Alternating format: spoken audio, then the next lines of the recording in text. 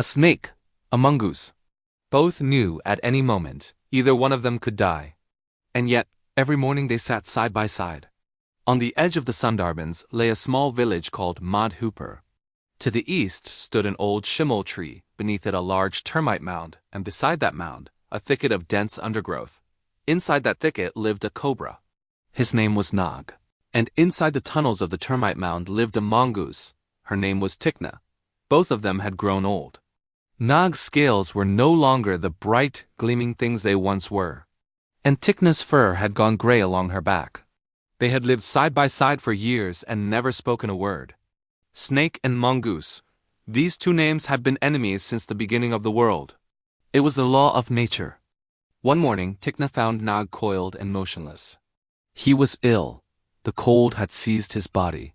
Deep inside her, instinct screamed, "Now, strike now." But Tikna did not move.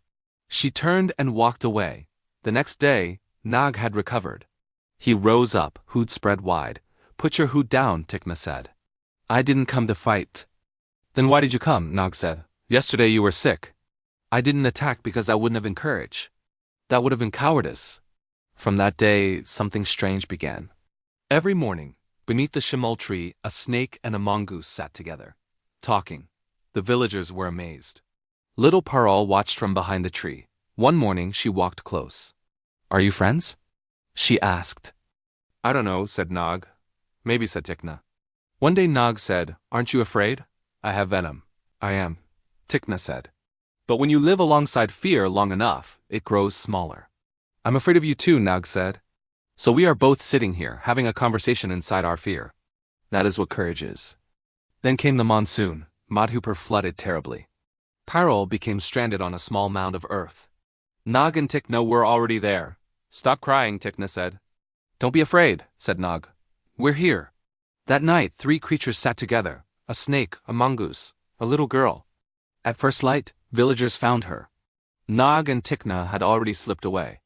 When winter came, Nag grew weaker. Tikna found him in a crack near the roots of the shimol tree. Nag lay with his eyes closed. "You came," Nag whispered. "Yes, because you were alone." Nag let out a long breath. "I am glad you exist." "So am I," Tikna said. By morning Nag was gone. Tikna sat beneath the shimol tree as the sun rose. Parul stopped on her way to school and sat beside her. "He was good," Parul said. "Yes," said Tikna. "People won't believe it. People don't believe many things. But that doesn't make the truth any less true. The shimol tree still stands. Every day, Parul leaves a little milk at the base, for old friends.